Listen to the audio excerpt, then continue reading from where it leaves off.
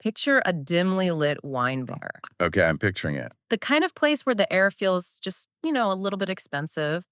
And the silence carries this incredibly specific weight. Right, like you have to whisper even if you're the only ones there. Exactly. And the lighting isn't just dark, it is meticulously curated. We are talking about an incredibly specific, warm amber yellow glow. Very moody. Yeah. And it's offset by these soft, ambient purple and blue hues. And those are bleeding into the room from a projection on the far wall. Oh, the Van Gogh projection. Yes, a massive, high-definition display of Vincent van Gogh's Starry Night over the Rhone. So sitting quietly at a table in this space is one of the most famous, legendary hip-hop and R&B producers in South Korea. Just waiting. Just waiting. The Let's do it. atmosphere is totally tense. And then walking through the door, stepping into this slightly intimidating, hyper-designed space, is a rising singer. And she's dressed completely differently. Right. Completely. She is dressed totally opposite to the room's formal energy. She's wearing a casual, soft lavender hoodie. That contrast is so striking. It really is. And on the table, sitting between them, is a single red rose. Before a single greeting is exchanged, before a single note of music is ever played, an entire complex conversation is already happening. Yeah, it's all unspoken. Right. It is a silent language of darting eyes, stiff shoulders, micro-expressions, and spatial distance.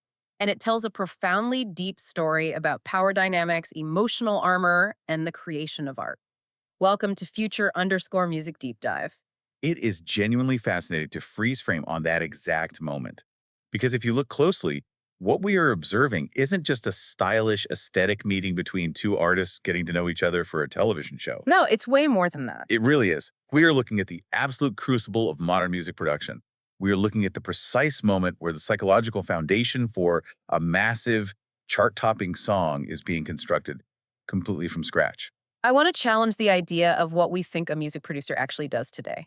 Because the context surrounding this specific meeting in that wine bar is everything. The stakes are incredibly high. They are. We are exploring the overarching premise of this massive project called Famous Singers Need Hit Songs. Right. This is a high-stakes arena.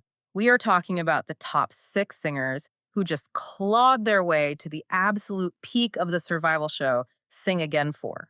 And if you have ever watched these Korean survival shows, you know the pressure is immense. Oh, absolutely immense. And their ultimate reward for making it to the top 6.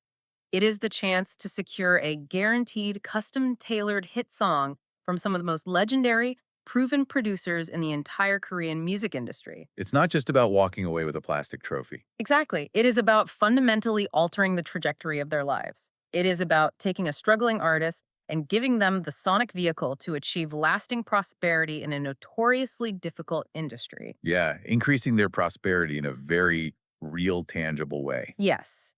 And to really grasp the landscape we are looking at, we need to examine how these strategic pairings were constructed in the first place. That is the perfect place to start. Because the producers behind the scenes of this project did not just throw random names into a hat and hope for the best. No, they definitely didn't. They engaged in a highly complex form of musical matchmaking. They looked intensely at the sonic profiles, the emotional resonance, the vocal timbres, and the unique artistic identities of each singer. Right. Then, they paired them with veteran producers who could theoretically act as the absolute perfect catalyst for their specific sound. They were looking for friction, for harmony, and for potential. Let's actually walk through these pairings because the roster is staggering. And for anyone listening who has been following the Korean music scene, you will immediately recognize the potential in these combinations. It's quite the lineup. First up, we have the singer CoDo. And CoDo is paired with the incredible R&B vocalist and producer Zion T. Now, stop right there and think about the contrast in that first pairing. It's massive. It is. You have CoDo, an artist who is deeply rooted in traditional Korean vocal techniques, bringing a historical texture to his voice. And then you pair him with Zion T, who is famous for this liquid, sparse, hyper-modern, almost futuristic R&B production style. It's like 2 different eras colliding. Exactly. It is a collision of ancient vocal tradition and cutting-edge beat making. That is a deliberate strategic move to create something entirely unprecedented. It is brilliant programming. Then, moving along, we have the vocalist Kim Jaemin, who is paired with the indie powerhouse Car the Garden. This one is fascinating because of the emotional texture. For sure. Car the Garden has this rich, slightly gravelly, incredibly emotive indie rock sensibility. He is known for pulling raw emotion out of his arrangements. Yeah, you really feel his music. So pairing that with Kim Jae-min means they are aiming for a track that feels grounded, authentic, and emotionally expansive. It is a pairing designed to make you feel something profound. Absolutely. Next on the roster, we have Curie, a phenomenally talented female vocalist, and she is paired with the veteran singer-songwriter Yoon Jong-shin. Yoon Jong-shin is practically an institution in Korea. He really is. He is the undisputed master of the everyday conversational heartbreak lyric. He writes melodies that sound like a friend telling you a sad story over coffee. It's so relatable. Right. Giving Curie's precise, beautiful vocal delivery to a storyteller like Yoon Jong-shin is a strategy to create an instant classic, a ballad that people will sing in karaoke rooms for the next decade. And the talent just keeps going. We have Lee Oh-wook, who is paired with the legendary Kim Jong-won from the rock band Nell. Nell's signature sound is this spacey, melancholic, atmospheric dream pop and rock. It's very unique. It is. Kim Jong-won writes songs that feel like you are floating in orbit. For Lee Oh-wook to step into that atmospheric pressure, to navigate a Kim Jong-won composition, requires an immense amount of breath control and emotional restraint. It is a deeply atmospheric pairing. We also have the female vocalist Slowly, who is paired with the phenomenal producer An Shin-ae. Which is a brilliant alignment of female artistry. Yeah, I love that pairing. An Shin-ae brings this incredible retro soul, empowering energy to her production.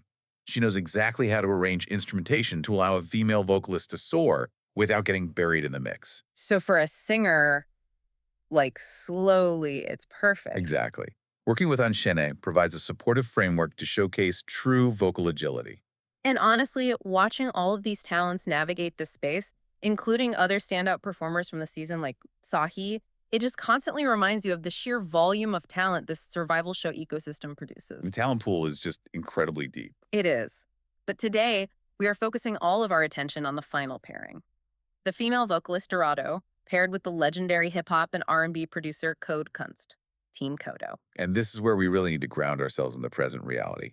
We are not sitting here today theorizing about what might happen if these two artists get into a studio together. Right. This isn't a hypothetical deep dive. No, we aren't making hopeful predictions about their future success. We are analyzing a current, undeniable phenomenon. Because the music is already out.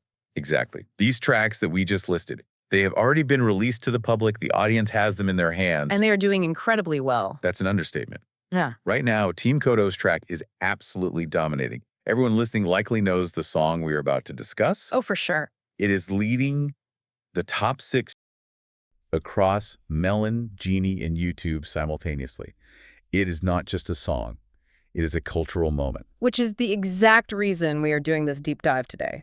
Because you look at those charts, you look at the sheer volume of unique daily listeners on Melon, you hear the song playing in every cafe, and you have to ask a fundamental question. Why this song?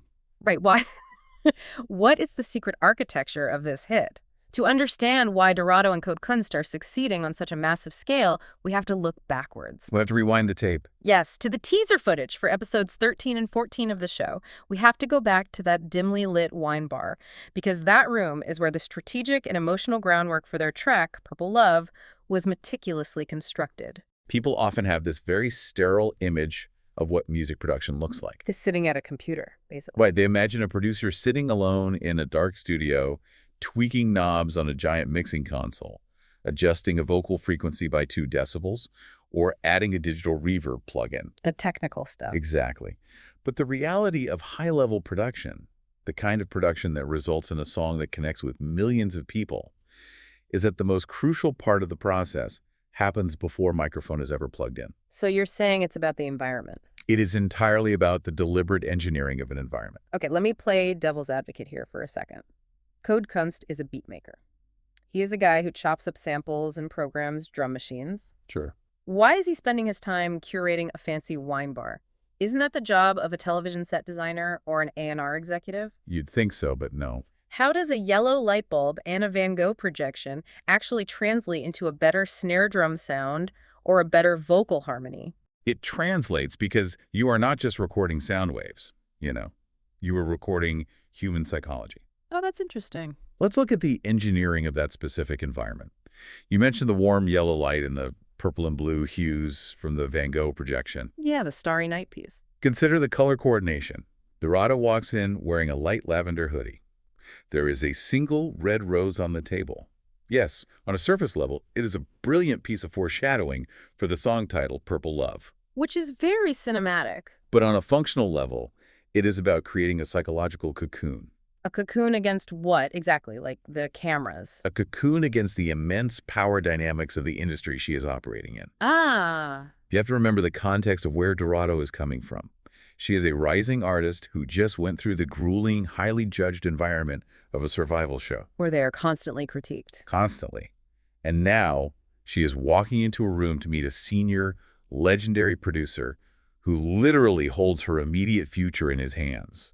That has to be terrifying. In the Korean music industry, the hierarchy between a senior artist, a sunbae, and a junior artist, a hubae, is incredibly rigid. Very strict rules. It is a formal structure that dictates exactly how you speak, how deeply you bow, where your eyes should look, and even how you pour a glass of water. Oh, you can see that hierarchy manifesting physically the absolute second she enters the frame. Absolutely. It is what I call the polite junior mask. From the moment she walks in to about a minute and 40 seconds into the interaction, her body language is completely rigid. So stiff. She is smiling, but it is that tight, professional, industry standard smile that doesn't reach her eyes. The customer service smile. Yes. Her shoulders are practically glued to her ears. Her eyes are darting nervously around the room. She is very clearly operating in survival mode. She is bracing herself for an evaluation. And here's where we answer your question about how a wine bar translates to a hit song. Okay, I'm listening. The human voice is the most psychologically transparent instrument on earth. If a singer feels intimidated, judged, or inferior, their body reacts defensively. Like physically tightens up. Their vocal cords physically tighten. Their diaphragm constricts, meaning their breath control becomes incredibly shallow. That makes sense. They end up singing entirely from their throat instead of their core, and they rely on sterile, technical perfection to hide their underlying emotional insecurity. So if she records a song while feeling that hierarchy, she might hit all the right notes, but the track will sound emotionally dead. Exactly. But if you want a hit song, a song that genuinely moves a listener to stream it on repeat, a song that provides comfort and actually increases understanding between the artist and the audience, you need profound vulnerability. You need them to open up. You need the singer to take massive emotional risks in front of the microphone. Psychological safety in that wine bar directly equates to vocal vulnerability in the recording booth a week later. Wow. Kunst knows he has to dismantle that rigid industry hierarchy immediately, or he will never get a sincere, authentic vocal take from her. Which explains his opening move, which is so disarming. It's hilarious. When she walks in, he doesn't sit back and wait for her to bow to him, which would be the standard power play for a senior producer. Right. Normally, they just wait to be greeted. Instead, he stands up and gives this exaggerated, grand, almost goofy bow. He gestures wildly with his arms. It's a moment of physical comedy. It is a calculated physical cue. Yeah. He is intentionally subverting the expectation of his status. Breaking the ice. He is using his own body language to signal to her, like, I am not going to act like your boss today. I am willing to look a little foolish so that you don't have to feel so serious. You can drop the armor. It is brilliant. He makes himself look ridiculous to make her feel safe. And speaking of creating safety, we have to talk about the Red Cap Soju story, because this might be one of the most culturally revealing and important moments of their entire ice-breaking process. It's a great story. They sit down, they start making small talk, and Dorado decides to share a story about her very first experience drinking Korean soju. For listeners who might not be familiar with the nuances of Korean drinking culture, this story is a classic fish-out-of-water narrative. But the specific details she shares are what make it so vital to their dynamic. Let's break those details down. Soju is the staple distilled spirit of Korea, famous for coming in those iconic little green bottles. Have I? Dorado explains that she went to a convenience store, curious about trying it, and completely by mistake, she bought the Red Cap version. Oh, no. Now, the Red Cap is the original Jinro. For context, standard fresh soju sits at an alcohol by volume of around 16%. Which is already pretty strong. But the Red Cap sits at over 20%. It is significantly harsher. It has a real bite to it. Yeah, you feel that one. And she proceeds to confess to CoDo's that she went back to her room, opened the bottle, and drank half of it very quickly, completely alone, and crucially, with zero onju.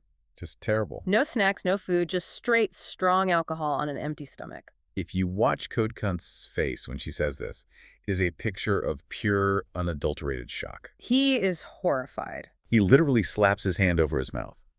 Because within the context of Korean culture, what she just described is an intense, almost unimaginable social misstep. It's just not done. Drinking in Korea is not just about consuming alcohol. It is fundamentally a communal social ritual. It is about pouring the drink for the person across from you using two hands. It is about toasting. It is about bonding. It's a whole etiquette system. And perhaps most importantly, alcohol is inextricably linked to food. The concept of anju, the food you eat while drinking, isn't just a suggestion. It is a structural requirement of the culture. Right. You have pork belly with soju. You have fried chicken with beer. You have savory pancakes with makgeolli.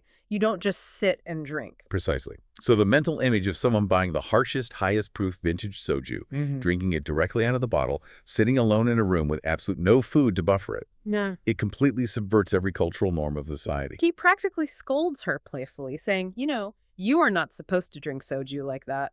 But what this confession actually accomplishes is remarkable. She has just handed him a slightly embarrassing, naive, very human moment. It completely levels the playing field. She's opening up. She has made herself vulnerable in a very low-stakes way, and the way Kunst responds to this confession is an absolute masterclass in a concept the Koreans call 눈치. 눈chi is a fascinating sociological concept. How would you explain it? It loosely translates to eye measure, but it really means a high level of social intelligence. Like reading the room.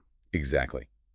It is the ability to read the temperature of a room, to observe the micro-expressions of others, and to anticipate their needs or discomfort before they ever have to voice them out loud. It is essentially unspoken, actionable empathy. And we see that actionable empathy right there on the table. He knows she had this intense, negative, lonely experience with strong alcohol. He clocked it immediately. He has gathered that she does not have a high tolerance and probably associates drinking with that terrible Red Cap experience. Right. So, even though they're sitting in this highly curated, expensive wine bar, he does not offer her a glass of vintage Cabernet. Which would be the expected move. Instead, he points out that he has pre-ordered a massive, elaborately garnished, completely non-alcoholic mojito just for her. It is such a subtle, quiet gesture, but the psychological impact is massive. Because it shows he's paying attention. He didn't make a big deal out of it. He just made sure it was there. It communicates a very specific message. Like, I listened to your story, I absorbed your history.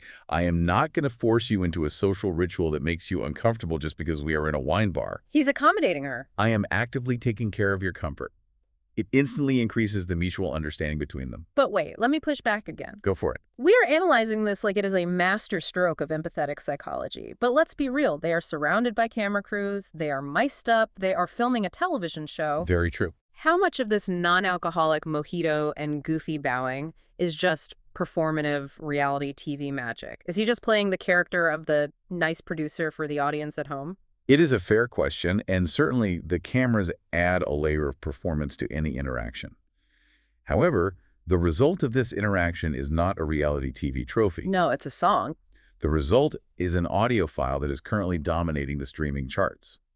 You cannot fake the sonic frequency of a relaxed vocal cord. That's a great point.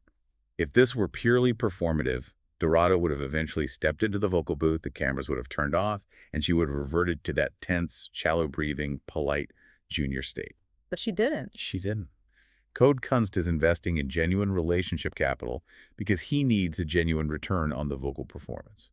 He needs her authentic self, not her television persona. Okay, that makes sense. The proof of the empathy is in the audio waveform of the final track. And this investment in relationship capital takes a very literal and structured turn in the next phase of their meeting. Because Kunst doesn't just buy her a mocktail. He initiates this incredibly strategic progression of gifts. The gift sequence is amazing. He takes her on an escalating psychological journey through objects. The pacing of these three gifts is psychological profiling in action. It is a masterclass in building trust. How so? He starts with the expected professional courtesy. He moves into personal, ego-deflating territory. And he ends with something profoundly intimate. Let's break down this progression. Gift number 1 is a physical LP, a vinyl record of his own latest album. Very standard. He pulls it out of the shopping bag, and on one hand, this is standard operating procedure. In the Korean music industry, physically handing someone your album is the baseline professional greeting. It's the business card of the industry. It is how you establish your credentials in the room. It says, I'm a senior artist, here is the tangible proof of my body of work, but he doesn't just hand it across the table. Oh, he signs it. He takes out a pen and signs it for her right there in front of her. Right. With this first gift, he is fulfilling the expected mentor-mentee protocol. It is respectful, it acknowledges his status, but it still maintains a sliver of that industry hierarchy we talked about earlier. Keeping the distance slightly. He's the veteran, signing an autograph for the rising star. But the brilliance is how quickly he completely undercuts that formality with gift number 2. Gift number 2 is a book. And Dorado actually recognizes it immediately. She points out that they had casually discussed this exact book in a prior conversation. Again, showing he listens. But the genius here isn't the book itself. It is the commentary code Kunst provides when he hands it to her. He explicitly points out that he did not sign the book. And his reason is so funny. His rationale for leaving it blank? He jokes that if he signs the inside cover, it will lower the resale value when she inevitably gets bored of it and takes it to sell at an Aladdin-used bookstore for some quick cash. That is just a fantastic, highly calculated moment of self-deprecating humor. It really is. For context, Aladdin is a hugely popular chain of secondhand bookstores across Korea. Anyone who reads knows the process of lugging a stack of old books there to get a few thousand won in return. Yeah, it's super common. By making that specific joke, Kunst is completely deflating his own ego. He is verbally saying, look, I am not so full of myself to think that my signature on a random novel makes it a priceless, sacred artifact. He knows she might just want the cash. I know you might just want the cash later, and I support that. It is a joke entirely designed to reduce tension. It makes him accessible. It makes him human. He is systematically chipping away at her armor. First, the physical comedy of the bow, then the empathy of the mojito, then the professional respect of the vinyl, then the ego death of the bookstore joke. Building step by step. But nothing, and I genuinely mean nothing, could prepare her or the audience for gift number 3. Oh, man.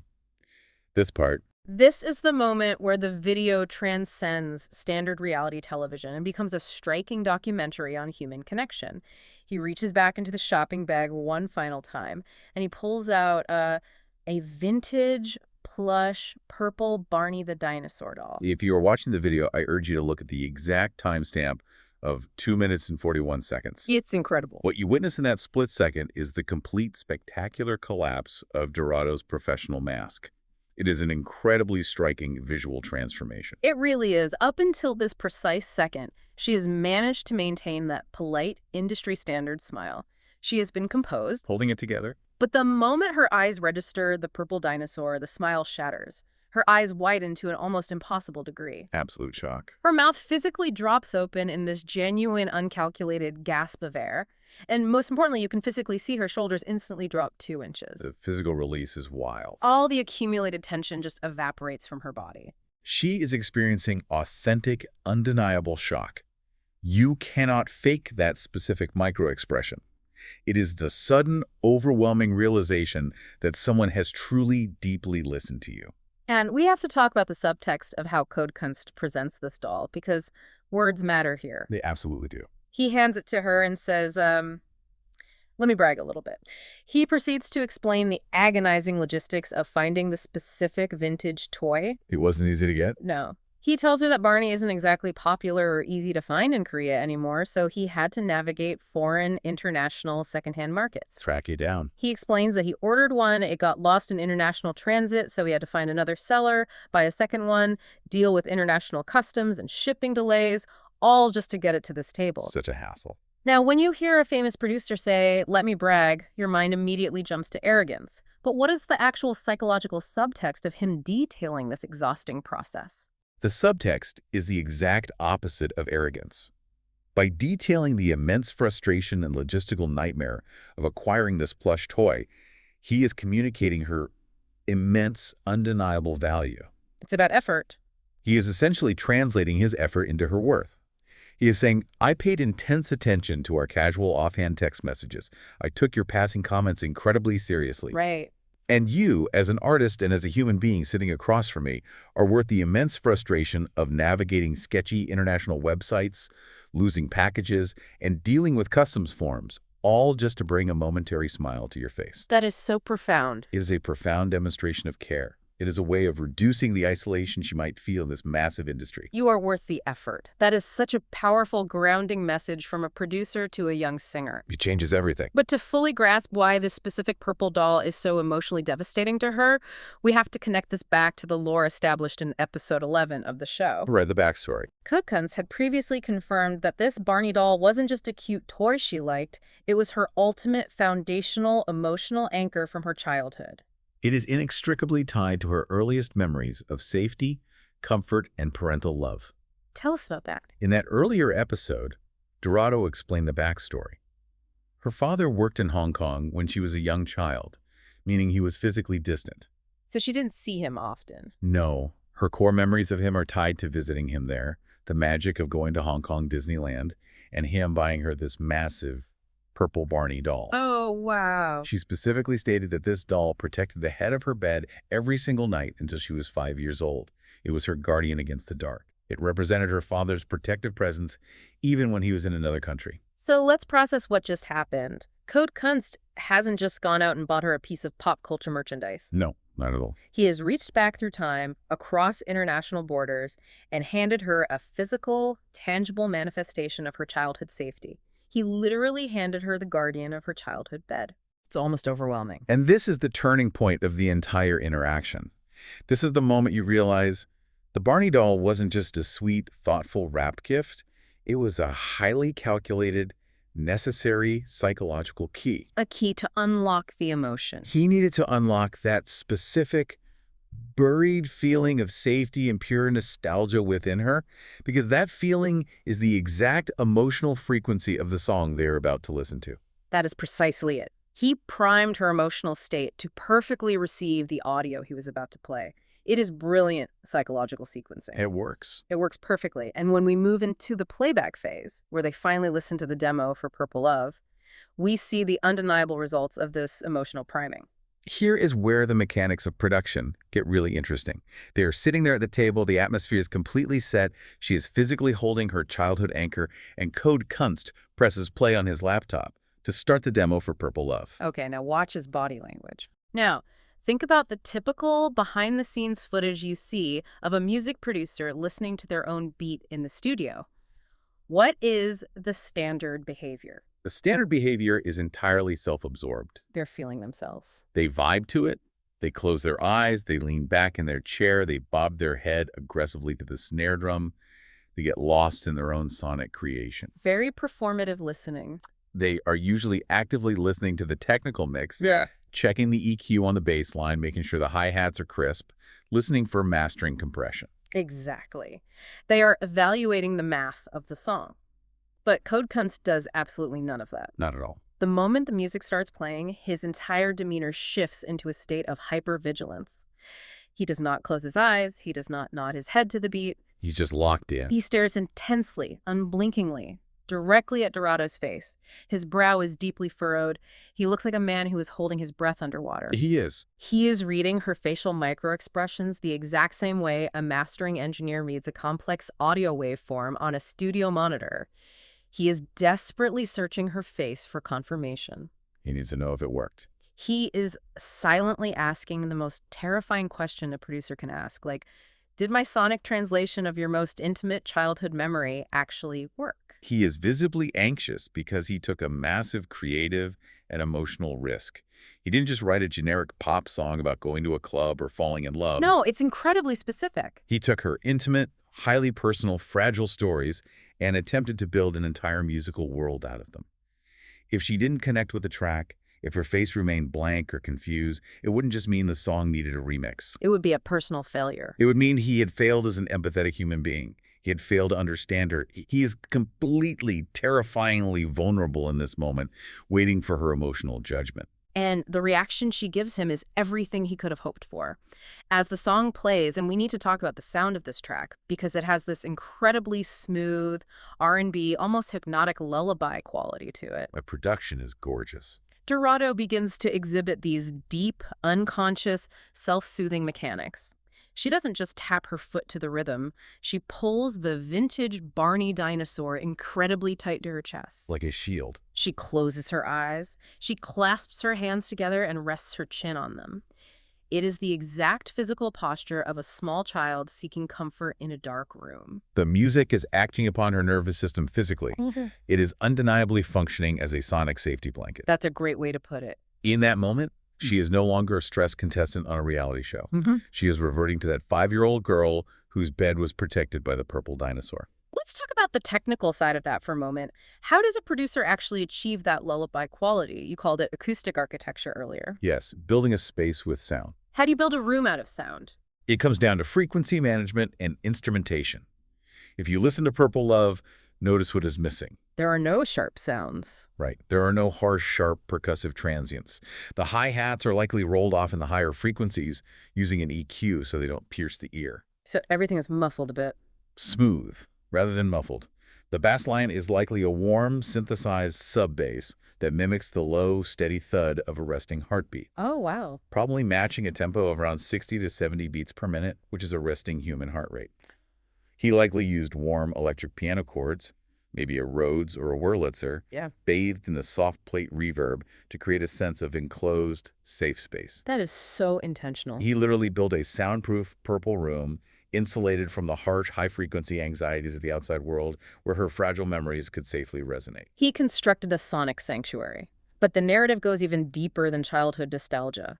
Because when the demo finishes playing, Dorado opens up about the profound, weighty meaning that she is bringing to the track. Right, about the color purple itself. And this is where we arrive at the absolute emotional core of why this song is currently dominating the charts with millions of unique listeners. This is the heart of it. She explains to him that Purple Love isn't just a tribute to her favorite color, and it isn't just a cool aesthetic concept for a bedroom wall. She reveals a deeply personal story about her mother. She explains that throughout her childhood, her mother was incredibly stoic. She rarely, if ever, said the actual words, "I love you." Which is a family dynamic that is going to resonate with a massive portion of the listening audience, particularly within many Asian cultures. Oh, absolutely. There is a deep cultural history where parental love is often demonstrated entirely through acts of service. Like cutting fruit. Exactly. Like quietly cutting a plate of fruit and leaving it on your desk while you study, or aggressively making sure you are wearing a warm enough coat in the winter. Showing, not telling. Rather than through explicit verbal affirmations of affection, it is a love shown through labor, not language. Precisely. It is an unspoken, protective kind of love. But Dorado explains a turning point. She says that because her mother was acutely aware of her own inability to verbalize her feelings, she gave Dorado a very specific piece of advice for the future. What did she say? Her mother told her, when you grow up and when you have your own children, make sure you tell them that you love them every single day. Oh, wow. That's powerful. Her mother actively wanted Dorado to have the emotional vocabulary that she lacked. She wanted her daughter to break that generational cycle of silence. She wanted to increase the understanding for the next generation. And as she tells CodeKunst this story, if you look at Dorado's eyes in the video, they are completely glossy. She's holding back tears. She has tears actively welling up, threatening to spill over. And the smile on her face isn't a wide, bright, joyful pop star smile. It is a small, tight, deeply melancholic smile. It holds a lot of weight. It is the physical expression of someone carrying immense generational gravity, because in that specific moment, the song Purple Love fundamentally changes. It's no longer just an R&B track. It stops being a simple, catchy track. It transforms into a powerful metaphor for unspoken, unconditional maternal love.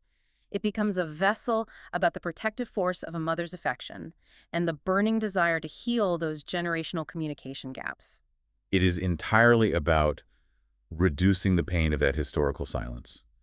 The song is designed to provide a safe space where those unspoken words finally, beautifully have a voice. It's so beautiful. It is a profound artistic achievement. And the reason that Sanctuary feels so incredibly authentic, the reason the audience believes it, is because CodeKunst doesn't just sit across the table and observe her vulnerability from a safe clinical distance. No, he doesn't just watch her cry. He doesn't act like a therapist taking notes. He realizes that if he doesn't match her emotional stakes, he is just a voyeur. He steps directly into the vulnerability with her. It is the psychological principle of reciprocity. Explain that. If you want someone to trust you with their deepest, most fragile emotions, You cannot remain an impenetrable fortress. You have to show them that you are also willing to bleed a little bit. You have to give something back. You have to offer an equal exchange of emotional collateral. So he decides to share his own childhood anchor.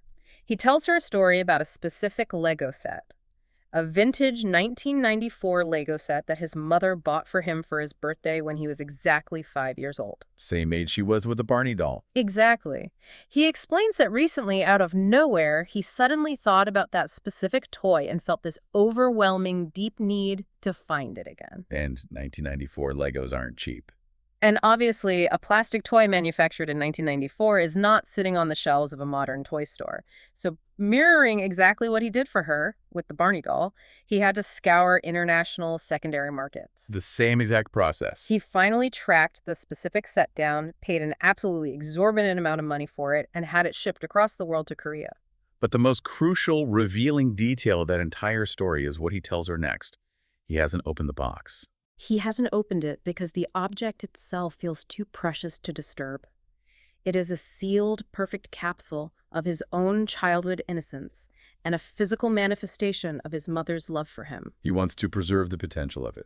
Now, as a behavioral analyst, I want you to break down his micro-expressions while he is telling her this deeply personal story about the Legos. This is the exact moment where we see the cool, detached, legendary producer mask fall completely away. It's gone. When Code Kunst begins talking about the Lego set and his mother, he breaks eye contact with Dorado. He looks down at the table, his eyes focused on nothing. Looking away. Looking down and away during a conversation is a universal, uncontrollable micro-expression of internal, unscripted vulnerability. He is no longer analyzing her reactions. He's actively accessing his own inner child. He's reliving it. He is proving to Dorado, beyond a shadow of a doubt, that he fundamentally understands the immense power of nostalgia because he is driven by the exact same universal human yearning for comfort. He is stripping away his resume and telling her, I am just like you. I seek the exact same comfort in the dark. And I have injected that shared universal human feeling into the frequency of the track we just listened to. It's such a connection. And this entire deeply emotional segment ends with this incredibly beautiful, subtle moment. They finish sharing these deeply personal, meaningful totems from their past, her purple dinosaur, his sealed Lego box, and there's a moment where the conversation just naturally stops. So they just look at each other across the table. Yeah. And they nod. It is a silent, perfectly synchronized, shared nod. It is a complete, unspoken agreement of absolute mutual trust. In that single nod, they have achieved total psychological alignment. The intimidating senior-junior industry hierarchy is completely gone. Evaporated. The reality television cameras surrounding them are forgotten. The pressure of the charts is irrelevant. In that moment, it is just two artists who have recognized the shared emotional core in each other. They've found common ground. They have established a baseline of empathy that will carry them directly into the vocal booth. So let me ask you the ultimate question, because we are looking at the massive, undeniable success of this song right now in the real world. Okay. Do you think a song can reach the absolute top of the YouTube Melon and Genie charts without this intense, painstaking level of mutual vulnerability between the producer and the artist? Or is this specific psychological alignment, this deep emotional excavation, the actual secret sauce of a true, lasting hit? That is the million-dollar question. Can a song hit #1 without this kind of emotional depth? Yes, absolutely. We see it all the time. A catchy, mathematically perfect algorithm of viral 15-second dance challenge on social media, a massive corporate marketing budget. Those elements can absolutely manufacture a temporary hit. But it doesn't last. But those songs are fast food. They fade. They are consumed quickly and discarded when the next trend arrives. The songs that truly linger, the songs that people return to when they're driving alone at 2 a.m., the songs that literally become the emotional soundtracks to people's lives, those require this exact level of vulnerability. Because listeners can tell. Because the listener's ear, the human brain, is incredibly, almost supernaturally sophisticated at detecting authenticity. When Dorado finally stepped into that vocal booth to record the final stems for Purple Love, she wasn't just reading lyrics off a piece of paper. She was singing her life. She was singing the memory of a father's gift, she was singing her mother's unspoken words, and she was singing her own desperate need for childhood safety.